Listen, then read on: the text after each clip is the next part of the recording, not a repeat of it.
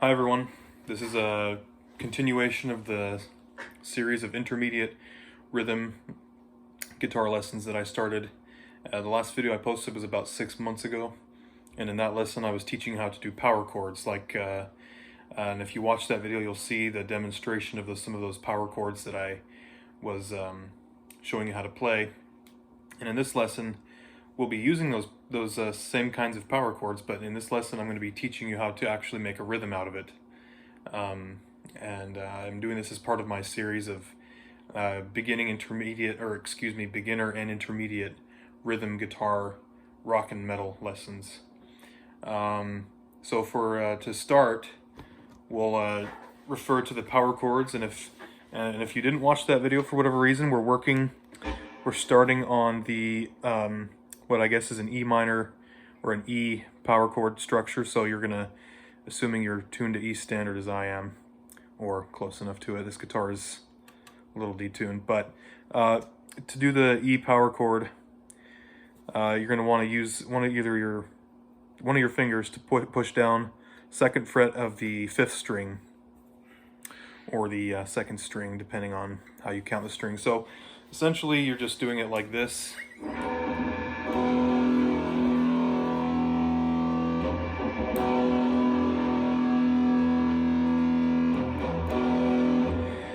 You can also switch it up a little bit and do it a A shape.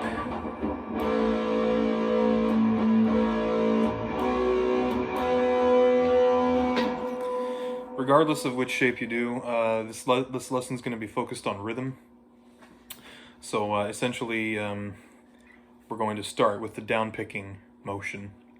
With down picking, many of you are probably familiar with it, used extensively by James Hetfield and famous rhythm guitarists, but essentially what you're getting at here is a steady cadence or rhythm. So for example, I'll play something like this.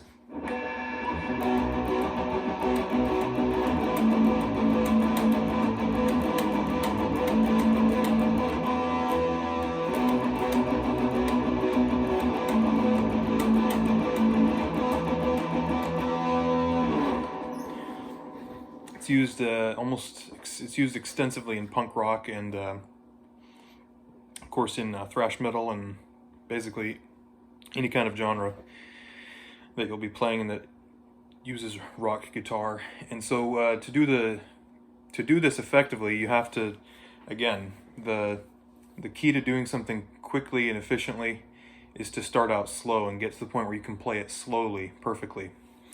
And this will be where a metronome will really help you out here. I don't have access to a metronome right now, but what I can do is I can show you the basic motions and mechanics of how to do it. First of all, if you watch the other lesson, you're going to want to hold the pick. You can either do it like this. If you're exclusively a rhythm player and this helps you to do it, then I recommend that highly. You get consistency, whatever's consistent. But the way I do it, and you can do this way too if you want, it's whatever works for you, is holding it like this, like I showed in, might have shown in my last video, where I hold it like this. You hold it so that you have enough control over it, and you hold it tightly in your fingers, but you don't want to grip it too hard, or else you'll get fatigued in your arms, and your technique will suffer. So that aside, you want to let's take an A power chord position on the bottom string. Let's just do this right here.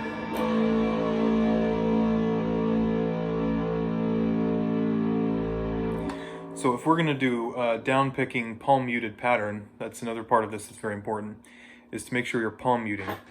What that means is that instead of letting the chord ring out like this,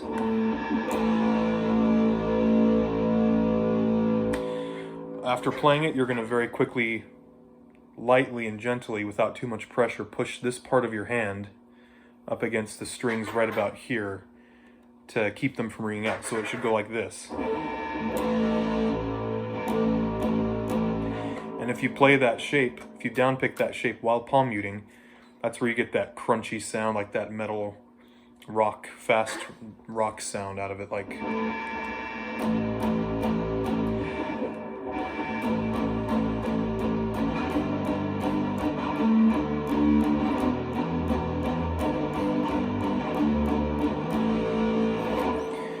again, when you push down, when you palm mute like that, you want to make sure that you're not doing it too high up on the strings, but you want to make sure you're doing it more or less around the bridge, or excuse me, I like to do it on these pickups right here, kind of more on the bridge, I guess. You don't want to do it too far up here. See, if you palm mute up here, you won't hear anything. But if you palm mute down here,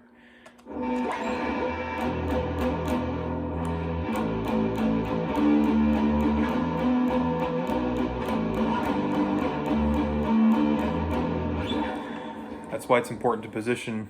And again, don't put too much pressure. It's instead of forcing your hand onto it, you want to just kind of very gently rest this fleshy part of your hand onto it while holding your pick. So to give you another view of it, if this helps, hold it like this and it will still give you a sound. So and then with that out of the way, assuming you're doing that correctly, you'll still get a nice sound out of it. So when you can do that and you found a position that works for you and a shape that works for you, now comes the exercise of down picking with a consistent and steady motion, cadence if you will, that gives you rhythm. It's kind of pointless to not have rhythm if you're a rhythm guitar player. So I guess we'll just go back to this shape right here, and we'll just kind of move around the neck a little bit, and watch my right hand. In fact, I'll position my guitar like this so it's easier to see. We'll just start right here for now, and I will do this little chord position.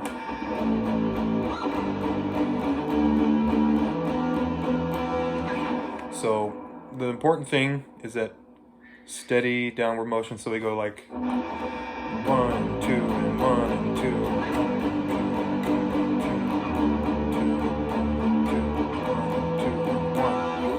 So like that.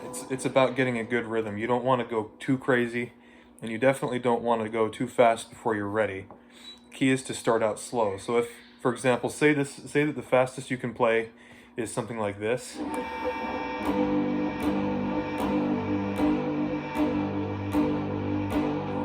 That's just fine. Just make sure that you get as good at that as you can. And while you practice that motion, that downward picking motion, make sure that you're moving your positions around the neck so that you get as comfortable with the different positions as you can. So like, if you wanted to play a really fast, like punk style riff, or even thrash metal, or hardcore, whatever kind of fast riff that uses palm muting and down picking, you start out slow, like say, for example, like this.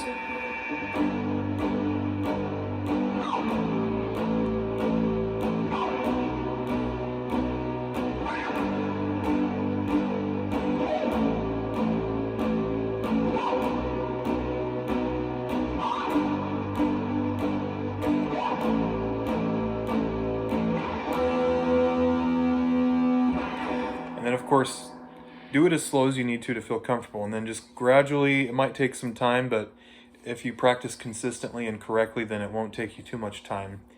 And then you can start to speed it up a little bit, where you can get it to be more like this.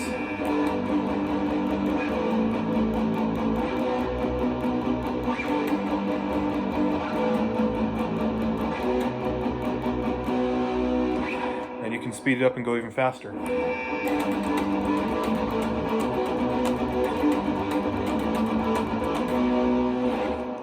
And that's where you get a lot of, that's like the James Hetfield style picking. It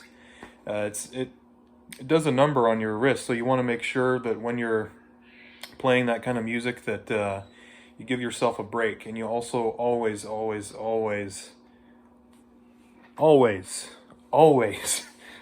make sure that you warm up properly before doing this kind of exercise, or else you will get, carpal tunnel, repetitive strain injury.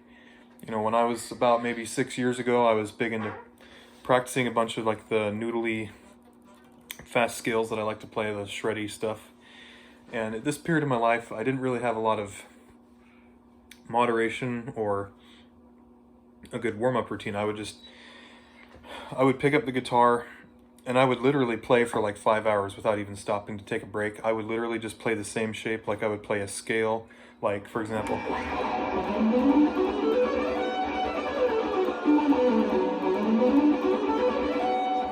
I would play that scale, or a scale like that, over and over and over and over for like, 10, 20 minutes without even taking a break. And I was beginning to have like weird twitching and pain in my arm, and that's not good. And of course, doing these fast kind of riffs, it'll do the same thing. If you don't warm up, then it's gonna cause you problems. But to go back to what we were talking about before, again, you want to make sure that on the guitar, of course, most guitars don't look like this, but point being is that when you palm mute, when you're resting, very gently resting this part of your hand onto the strings to palm mute, don't do it up here. That will cut off your sound completely. Do it down here, kind of on the bridge, and do it very gently so that you still get a good sound out of it.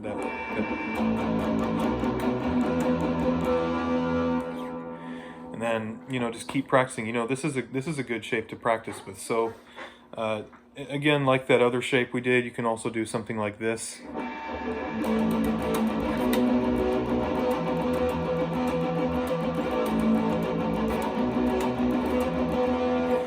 I messed up there a little bit, but you get the idea. It's just kind of like, it's kind of a hardcore punk or a punk rock style palm muted riff. But yeah, I hope this has been helpful. And again, you want to make sure you're just doing kind of almost a robotic motion. And definitely practice the metronome. That'll help you get a good sense of rhythm, and so that you're not just going crazy. And you need to make sure that you're playing at a consistent speed. Like if you're just going like, for example, like, and of course you can't sustain that. That's like crazy, and you can't sustain that. So you want to do it at a rhythm that you can sustain, like.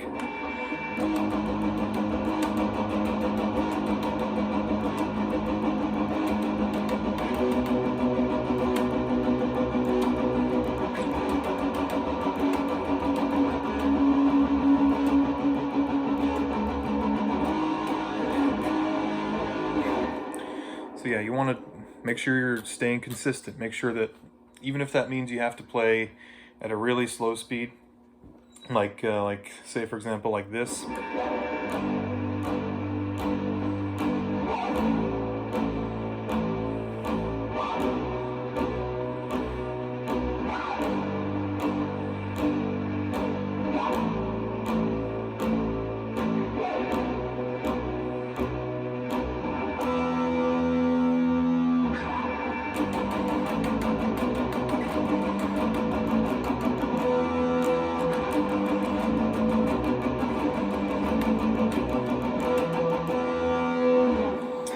That's a good little shape right there. It sounds good. It's amazing. It sounds amazing. It's fun to play, and it's a very commonly used chord progression, chord shape, if you will. I mean, just about every serious band or musician has used some variation of that chord progression. So yeah, I hope this lesson has been helpful, and if you have any questions or if there was something I missed, feel free to let me know in the comments, and I can, make a replacement video or make a supplementary video that will show you how to play, more detailed patterns or things that will help solve problems. So again, thanks for watching. Sorry the video's been so long, and I hope this was helpful. And let me know if you'd like any more.